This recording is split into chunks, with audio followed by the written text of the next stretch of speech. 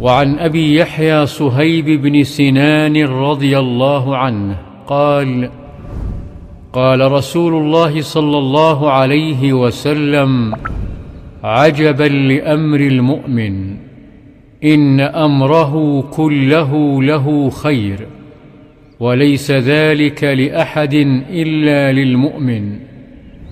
إن أصابته سراء شكر فكان خيرا له، وإن أصابته ضراء صبر فكان خيرا له.